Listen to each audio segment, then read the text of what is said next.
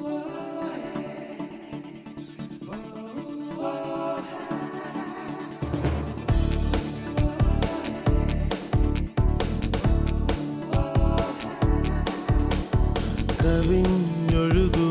അനുഗ്രഹം നിറഞ്ഞൊഴുകുമി അനുഗ്രഹം കവിഞ്ഞൊഴുകുമി അനുഗ്രഹം നിറഞ്ഞൊഴുകുമി അനുഗ്രഹം എൻ പാപവും ശാപവും ഒഴുകി.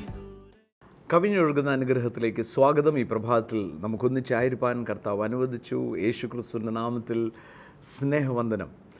ഫിലിപ്പിയർക്ക് എഴുതിയ ലേഖനം 2-ാം അധ്യായം അതിൻ്റെ 12-ാമത്തെ വാക്യം. Therefore my beloved, as you have always obeyed. Therefore my beloved. പലപ്പോഴും ദൈവത്തിന് എന്നോട് സ്നേഹമുണ്ടോ, ദൈവത്തിന് എന്നെ കോപമാണോ, ആ സംശയമൊക്കെ ഇന്ന് പകൽ മാറ്റിക്കോണം. നമ്മളോട് തന്നെ നമ്മൾ പറയേണ്ട ഒരു കാര്യമാണ്, യേശുവിന് എന്നോട് ഭയങ്കര സ്നേഹമാണ്. ഒന്ന് പറയാമോ? യേശുവിന് എന്നോട് ഭയങ്കര സ്നേഹമാണ്. അങ്ങനെ ചുമ്മാ പറയാതെ യേശുവിനോട് അങ്ങനെയല്ല, അത് അതിൻ്റെ ആ ഇമോഷനോടൊന്ന് പറഞ്ഞേ. യേശുവിന് എന്നോട് ഭയങ്കര സ്നേഹമാണ്. ഞാനൊരു കാര്യം പറയാം, സ്നേഹിക്കുന്നവർ ഏറ്റവും ബെസ്റ്റ് കാര്യമേ നമ്മുടെ ജീവിതത്തിൽ ചെയ്യത്തുള്ളൂ. ആ യേശു വന്ന തന്നെ യേശുവിൻ്റെ ആ 3.5 വർഷത്തെ ശുശ്രൂഷയിൽ, 3 വർഷം താൻ ഗലീലയിൽ ഈ ജഡത്തിലായിരുന്ന മാക്സിമം ശുശ്രൂഷ ചെയ്ത 3 വർഷം, 30 വയസ്സ് മുതൽ 33 വയസ്സ് വരെ, ആ 3 വർഷം താൻ ഡെമോൺസ്ട്രേറ്റ് ചെയ്തത് പിതാവാം ദൈവത്തിൻ്റെ സ്നേഹമായിരുന്നു. മാനവ രാശിയെ താൻ സ്നേഹിച്ചു, എല്ലാവരെയും ഒരുപോലെ സ്നേഹിച്ചു. ദൈവത്തിൻ്റെ നന്മയെന്ന് പറയുന്നത് നമ്മുടെ ഈ ബുദ്ധിക്കകത്ത് കൺസീവ് ചെയ്യാൻ പറ്റത്തില്ല. നമ്മൾ പലരെയും വിധിക്കാറുണ്ട്. എന്നാൽ നിങ്ങൾ റോമർക്ക് എഴുതിയ ലേഖനം 2-ാമത്തെ അധ്യായം 1 മുതൽ 4 വരെ വായിക്കണം. അവിടെ വളരെ വ്യക്തമായി എഴുതിയ, who are you to judge. നമുക്ക് ആരെയും വിധിക്കാൻ റൈറ്റില്ല. ഇപ്പം ഞാൻ കുറ്റപ്പെടുത്തുവാണ്, ഞാൻ അയാൾ ഭയങ്കര നുണയനാ, ഞാനിവിടെ കള്ളത്തരം കാണിച്ചുകൊണ്ടിരിക്കുക. ആരും പെർഫെക്റ്റ് അല്ല. പെർഫെക്റ്റ് അല്ലാത്ത ഒരാൾക്ക് പോലും മറ്റൊരാളെ കൈ ചൂണ്ടാൻ അധികാരമില്ല. അതുകൊണ്ട് യേശു പറഞ്ഞത്, യു ജഡ്ജ് നോബഡി. എന്നിട്ട് പറയാം, ദൈവത്തിൻ്റെ നന്മ നമ്മുടെ മേൽ. ചിലർ പറയും, ഞാൻ ഇങ്ങനെ പ്രാർത്ഥിച്ചു ഉപവസിച്ചൊക്കെ നിൽക്കുന്നത് കൊണ്ടാ ദൈവം എൻ്റെ മേൽ. അങ്ങനെയല്ല പ്രിയമുള്ളവരെ. നമ്മളുടെ നന്മ കൊണ്ടല്ല ദൈവം നമ്മളോട് നന്മ ചെയ്യുന്നത്. തൻ്റെ സ്നേഹം നിമിത്തം നന്മ ഒഴുകുക. അതിനെ പേരാണ് റിച്ചസ് ഓഫ് ഹിസ് ഗുഡ്നെസ്.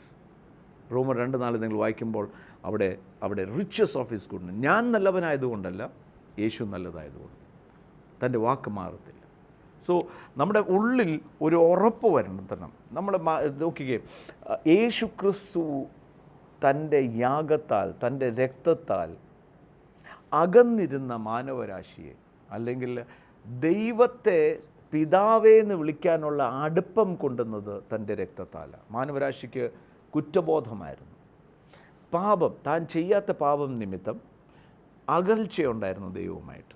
അതുകൊണ്ടാണ് യെശയ്യാ പ്രവചനത്തിൽ ഇങ്ങനെ വായിക്കുന്നത്, ദൈവം നിങ്ങളുടെ പ്രാർത്ഥന കേൾക്കാതെ വണ്ണം മന്ദമായി പോയോ, അവൻ്റെ കൈ കുറുകിപ്പോയോ അല്ല, നമ്മുടെ അതിക്രമം, നമ്മുടെ സിൻ.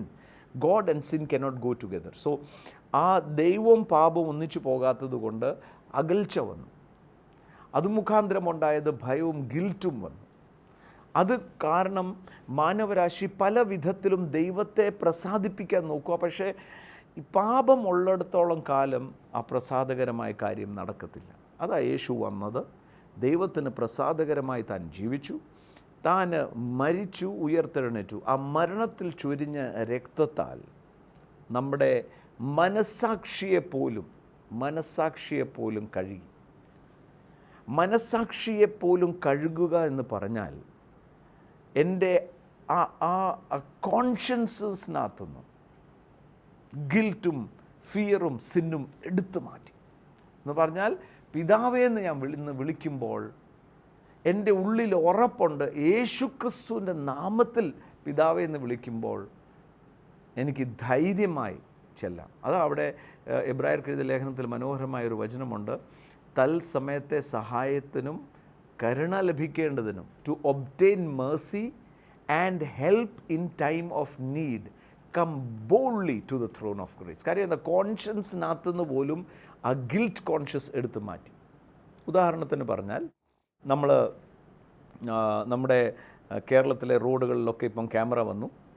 നമ്മൾ 70 കിലോമീറ്ററിൽ സ്പീഡിൽ വാഹനം അതിൽ കൂടുതൽ പോയാൽ കുറച്ച് ദിവസം കഴിഞ്ഞ് പോസ്റ്റ്മാൻ കൊണ്ട് ഒരു കവർ തരും. അതിനകത്ത് നമ്മുടെ വാഹനത്തിൻ്റെ പടവും നിങ്ങൾ അതിൻ്റെ മുകളിലത്തെ നോട്ടീസ് വായിച്ചു കഴിഞ്ഞാൽ നമ്മൾ വരണ്ടു പോകും. അതുപോലത്തെ വിരൽ പിന്നെ സെക്കൻഡ് പേജ് നോക്കുമ്പോൾ ട്രാഫിക് വയലേഷനാണ്. ഇത് കയ്യിലിരിക്കുന്നിടത്തോളം കാരണം എഴുതിയിരിക്കുന്നത് സർക്കാരിൻ്റെ നിയമം തെറ്റിച്ചതുകൊണ്ട് നിങ്ങൾ കുറ്റവാളിയാണ്, അതുകൊണ്ട് നിങ്ങൾ 100 രൂപ ഫൈൻ അടയ്ക്കണം. ഈ കടലാസ് എന്നെ ഓർമ്മിപ്പിക്കുന്ന എന്താ? ഒന്ന്, സർക്കാരിന് എന്നോട് ദേഷ്യമാണ്.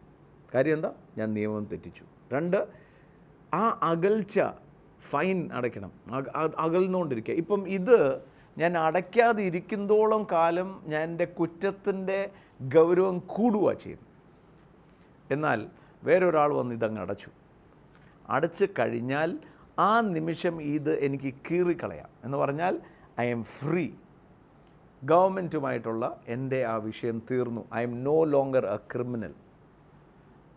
അതായിരുന്നു മനസ്സാക്ഷിക്കകത്ത് പാപം ഇരുന്നത്തോളം കാലം മനുഷ്യന് ദൈവം പ്രാർത്ഥന കേൾക്കുമെന്ന് ഉറപ്പില്ല. അതുകൊണ്ട് താൻ പല കർമ്മങ്ങളൊക്കെ ചെയ്യാൻ നോക്കുന്നത്. അതിനെ പറയുന്നത് നിർജീവ പ്രവൃത്തിയാണ്. ഇപ്പുറത്ത് നല്ല നന്മയൊക്കെ ചെയ്യുക, നന്മ ചെയ്ത് സ്വർഗത്തിലെത്താൻ നോക്കുക, അല്ലെങ്കിൽ നന്മ ചെയ്ത് ദൈവത്തെ പ്രസാദിപ്പിക്കാൻ നോക്കുക. നന്മ ചെയ്യുന്നത് തെറ്റല്ല. കർത്താവായ യേശു ഉള്ളിൽ വരുമ്പോൾ നമ്മൾ നന്മ ചെയ്തു പോകും. എന്നാൽ യേശുവിൻ്റെ രക്തം മനസ്സാക്ഷിയെ പോലും, അതായത് എൻ്റെ അകത്ത് ആ ഫൈൻ്റെ റിസിറ്റ് കീറിക്കളയുന്നത് പോലെയായിരുന്നു മനസ്സാക്ഷി ക്ലീൻ ചെയ്തത്. അത് എൻ്റെ ഗുണം കൊണ്ടല്ല, താൻ യാഗമായി വില കൊടുത്തത് കൊണ്ടാണ്. പഴയ നിയമത്തിൽ തന്നെ നമുക്ക് കണ്ടാൽ അറിയാം, മിസ്രൈമിൽ, ഈജിപ്തിൽ നിന്നും ഇസ്രായേൽ പലായനം ചെയ്യാൻ പോവുക. അന്ന് രാത്രിയിൽ ദൈവം അവരോടൊരു കൽപ്പന പറയുന്നത്, ദൈവം അവരോട് പറയുന്നൊരു കാര്യം, നിങ്ങളുടെ കട്ട്ളമേലും കുറുമടിമേലും രക്തത്തിൻ്റെ മുദ്രയിടണം. സംഹാരദൂതൻ വരും. ആ ദൂതൻ വരുമ്പോൾ രക്തത്തിൻ്റെ അടയാളം കാണുമ്പോൾ it will cross over you. അതായത് നിങ്ങളെ തൊടുത്തില്ല. അതാണല്ലോ പാസിങ് ഓവർ യു. എന്നാൽ ആ പാസ് ഓവർ രക്തത്തിൻ്റെ അടയാളം കണ്ടാൽ നിങ്ങൾ രക്ഷപ്പെട്ടു എന്ന് പറയുമ്പോൾ അകത്തിരിക്കുന്ന ഇസ്രായേലിൻ്റെ പ്രാർത്ഥന കൊണ്ടല്ല, അവരുടെ നല്ല ജീവിതം കൊണ്ടല്ല, അവർ ദൈവത്തെ ഭയങ്കര പ്രസാദിപ്പിക്കാൻ കാര്യങ്ങൾ ചെയ്യുന്നത് കൊണ്ടല്ല അവർ രക്ഷപ്പെടാൻ പോകുന്നത് ആ രക്തത്തിൻ്റെ അടയാളത്താലാണ്.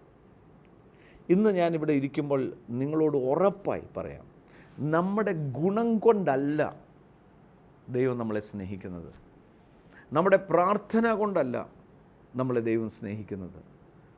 തൻ്റെ കുഞ്ഞാടിൻ്റെ രക്തത്തിൻ്റെ മുദ്രയിട്ടതുകൊണ്ട് 24 മണിക്കൂറും 365 ദിവസവും എനിക്ക് വേണ്ടി ഗുണകരമായി സംസാരിക്കുന്ന ഒരു രക്തം കാണുമ്പോൾ അത് ഗുണകരമായി എന്നെക്കുറിച്ച് നല്ലത് പറയുന്ന രക്തമാണ്. That is the blood of Jesus Christ. If only we could understand it, that the blood of Jesus has cleansed us totally. പൂർണ്ണമായി നമ്മളെ മനസ്സാക്ഷിന്ന് പോലും വിടുവിക്കപ്പെട്ടു. അതുകൊണ്ട് എന്താ സംഭവിച്ചിരിക്കുന്നത്? ഇനിയും ദൈവം പറഞ്ഞിരിക്കുന്ന എല്ലാം, ദൈവവചനത്തിൽ പറഞ്ഞിരിക്കുന്ന മുഴുവൻ അനുഗ്രഹത്തിൻ്റെയും മുഴുവൻ വാഗ്ദത്തത്തിൻ്റെയും മുഴുവൻ വാഗ്ദത്തങ്ങൾ എത്രയുണ്ടെങ്കിലും ക്രിസ്തു യേശുവിൽ അതെൻ്റെ ജീവിതത്തിൽ ഊവെന്നാണ് ആമീൻ. എബ്രായർക്ക് എഴുതിയ ലേഖനം 6-ാം അധ്യായം 9-ാമത്തെ വാക്യത്തിൽ ഇങ്ങനെ പറയുകയാണ്, ബട്ട് മൈ ബിലവഡ്, അവിടെയും ഉപയോഗിക്കുന്ന വാക്കാണ് മൈ ബിലവഡ്. ഇവിടെയും 12-ാമത്തെ ഫിലിപ്പിയർ 2:12 ദെയർ ഫോർ മൈ ബിലവഡ്. ഒന്നുകൂടെ എന്ന് പറഞ്ഞാൽ ദൈവത്തിന് എന്നോട് ഭയങ്കര സ്നേഹമാണ്. ഒന്നല്ലോ ഒന്ന് പറഞ്ഞേ, യേശുവിന് എന്നോട് ഭയങ്കര ഇഷ്ടമാണ്. അതാ യേശു ചോദിച്ചത്, നിങ്ങളുടെ മക്കൾ നിങ്ങളുടെ മത്സ്യം ചോദിച്ചാൽ, മീൻ ചോദിച്ചാൽ പാമ്പ് കൊടുക്കുമോ? അങ്ങനെ കൊടുക്കുന്ന ആരെങ്കിലും എന്നെ കേൾക്കുന്നുണ്ടെങ്കിൽ പ്രത്യേകം നിങ്ങൾക്ക് വേണ്ടി പ്രാർത്ഥിക്കേണ്ട ആവശ്യമാണ്. മക്കൾ മമ്മി ഒരു കഷ്ണം മീൻ വറുത്തരാമെന്ന് ചോദിക്കുമ്പോഴത്തേക്ക് ഒരു മൂർഖനെ കയ്യിൽ കൊടുക്കുക, ചെയ്തില്ല. യേശു പറയാം, നിങ്ങളുടെ മക്കൾ വിശന്ന് അപ്പം ചോദിക്കുമ്പോൾ കല്ല് കൈ കൊടുക്കുമോ? ഇത് ഞാൻ കേട്ടിട്ട് പോലുമില്ല. നിങ്ങളുടെ മക്കൾ ഒരു മുട്ട വേണമെന്ന് പറഞ്ഞാൽ ഉടനെ തേള് കൊടുക്കുമോ? യേശു പറയാം, ദോഷികളായ നിങ്ങൾ നിങ്ങളുടെ മക്കളെ ഇത്രയും സ്നേഹിക്കുന്നുണ്ടെങ്കിൽ സ്വർഗത്തിലെ പിതാവ് എത്രമാത്രം അധികം. അതാ യേശു വന്നപ്പോൾ പറഞ്ഞ, അവൻ എല്ലാവരുടെയും മേലും, ദുഷ്ടന്മാരുടെ മേലും നന്മ ചെയ്യുന്നവരുടെ മേലും ഒരുപോലെ മഴ പെയ്യിക്കുന്നു, ഒരുപോലെ വെയിൽ ഉദിപ്പിക്കുന്നു. അതാ ദൈവം. ദൈവം നിത്യമായി സ്നേഹിക്കുന്നവനാണ്. നിത്യമായി ഒരപ്പൻ്റെയും അമ്മയുടെയും കരുതലും സ്നേഹവും തരുന്നവനാണ് ദൈവം. അതാ വചനം പറയുന്നത്, പെറ്റ തള്ള കുഞ്ഞിനെ മറക്കുമോ? നമ്മൾ പല അനുഭവങ്ങൾ പലയിടത്തും കാണുന്നുണ്ട്, കുഞ്ഞുങ്ങളെ സ്വന്തം തള്ള കൊല്ലുന്നതും കിണറ്റി വലിച്ചെറിയുന്നതൊക്കെ. പക്ഷേ കർത്താവ് പറയാ, പെറ്റ തള്ള കുഞ്ഞിനെ മറന്നാലും ഞാൻ നിന്നെ മറക്കത്തില്ല. എന്നെ കേട്ടുകൊണ്ടിരിക്കുന്ന ആരോ വളരെ സങ്കടത്തോടെ ഇരിക്കുന്നു. എല്ലാവരും എന്നെ ഉപേക്ഷിച്ചു, എല്ലാവരും എന്നെ കുറ്റപ്പെടുത്തുന്നു, ഞാൻ ഒറ്റപ്പെട്ടു പോയെന്ന് പറഞ്ഞ് ആരും എന്നെ ഇന്ന് കേൾക്കുന്നുണ്ട്. നിങ്ങളുടെ സ്വന്തക്കാർ, സ്വന്തം വീട്ടുകാർ നിങ്ങളെ കുറ്റപ്പെടുത്തി ഇപ്പം ഫോൺ പോലും എടുക്കാത്തൊരു അനുഭവത്തിൽ ആരും എന്നെ കേൾക്കുന്നുണ്ട്. ഞാനൊരു കാര്യം പറയാം, നിങ്ങളുടെ പേര് ദൈവത്തിൻ്റെ കയ്യിൽ കൊത്തിയാണ് വെച്ചിരിക്കുന്നത്. Let the whole world leave you, he will never leave you nor forsake you. സൃഷ്ടിച്ചവനാണ് നാം ഓരോരുത്തരും. ദൈവത്തിൻ്റെ മനോഹരമായ സൃഷ്ടിയാണ്. സോ ദൈവം ആ സ്നേഹത്തിൽ, അതാ ബിലവേഡ്, ആ മനസ്സിനകത്ത് അത് കയറണം.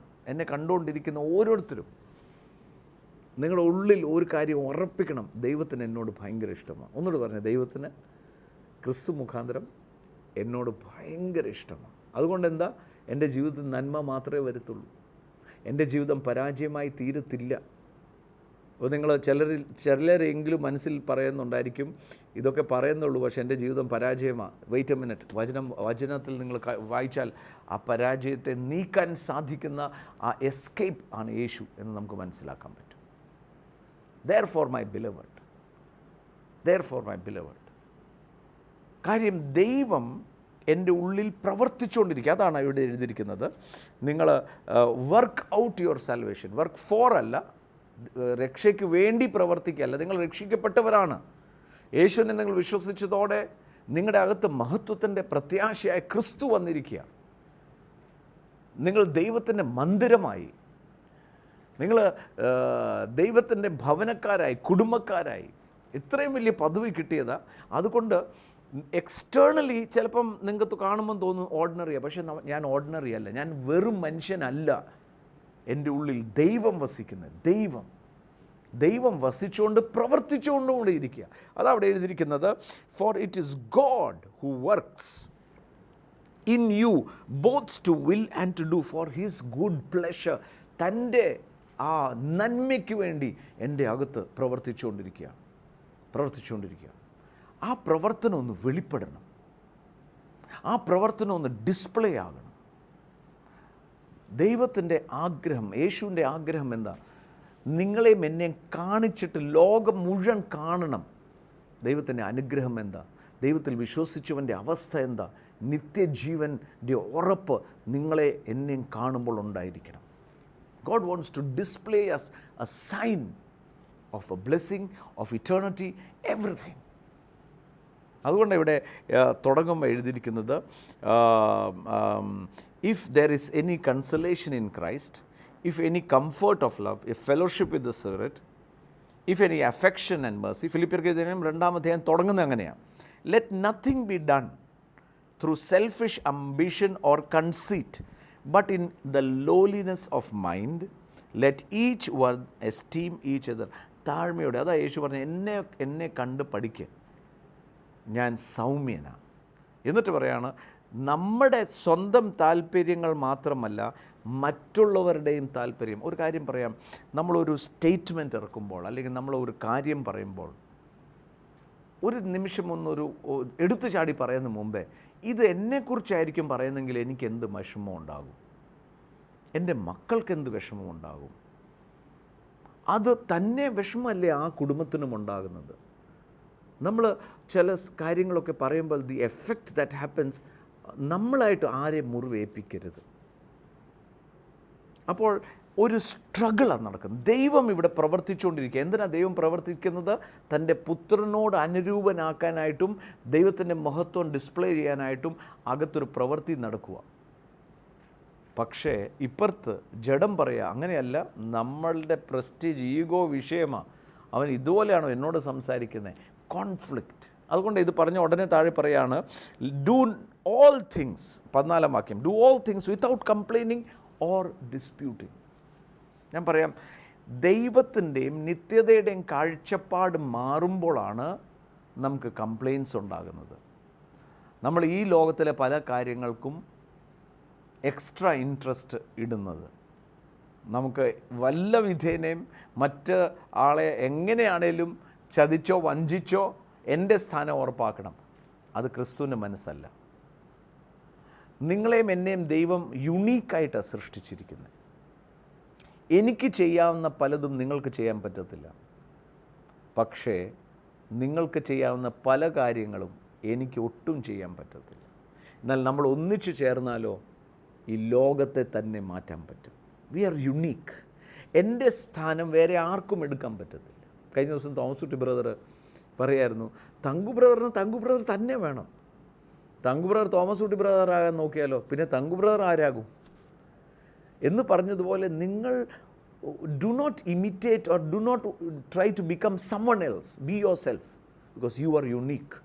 U are unique in a creation. അങ്ങനെ ഒരു ആ ദൗത്യത്തെ അറിയുകയും ദൈവവുമായിട്ട് വ്യക്തിപരമായ ഒരു ബന്ധം സ്ഥാപിക്കുകയും ചെയ്യുമ്പോൾ ഭൗതികമായ പല കാര്യങ്ങളെക്കുറിച്ചുള്ള ആ എന്നാ പറയേണ്ടത് ആർത്തി അത് മാറിക്കിട്ടും. ഒരു ചെറിയ അനുഭവം. യേശു ശമരിയ പട്ടണത്തിലേക്ക് പോയി. അവിടെ യോഹന്നാൻ സുവിശേഷം 4-ാം അധ്യായത്തിലാണ്. ശമരിയ പട്ടണത്തിൽ പോകുന്ന സമയത്ത് അവിടെ ഉണ്ടായ ഒരു അനുഭവം, ശമരിയക്കാരി സ്ത്രീയായിട്ട് സംസാരിക്കുക. അവിടെ സീൻ ഇങ്ങനെയാണ്. ശമരിയക്കാരി സ്ത്രീയായിട്ട് യേശു സംസാരിക്കുന്നു. ആ ഒരു കിണറിൻ്റെ അടുക്കലേക്കാണ് ഇരിക്കുന്നത്. ആ കിണറ്റിൻ്റെ അടുക്കൽ റെസ്റ്റ് ചെയ്യുക യേശു. കാര്യം എന്താ? എനിക്ക് വിശപ്പായി, ദാഹമുണ്ട്. നമ്മളെപ്പോലെ തന്നെ വിശക്കുകയും ദാഹം ഉള്ളവനായിരുന്നു എൻ്റെ യേശു.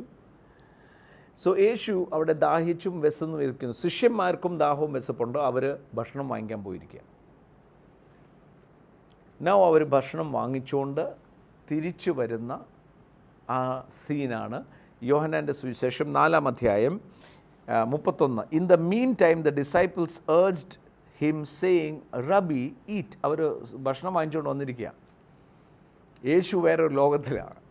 യേശു ശമരിയക്കാരി സ്ത്രീയുമായിട്ട് സംസാരിച്ച് താൻ വലിയ ഡീപ്പ് കാര്യങ്ങളൊക്കെ ആരാധനയെക്കുറിച്ചും ദൈവത്തെക്കുറിച്ചൊക്കെ പറഞ്ഞ് താൻ അതിൽ തന്നെ ആനന്ദിച്ചിരിക്കുക. തന്നെ സംബന്ധിച്ചോളം തൻ്റെ വിശപ്പും ദാഹവും പോയി.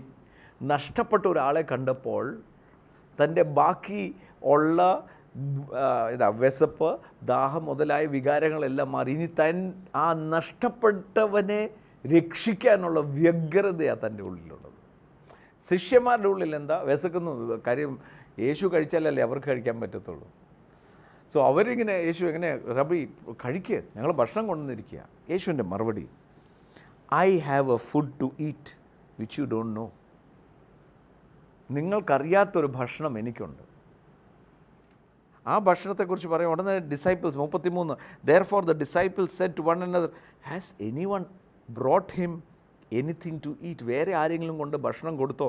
യേശുവിൻ്റെ മറുപടി, my food is to do the will of him who sent me and to finish his work.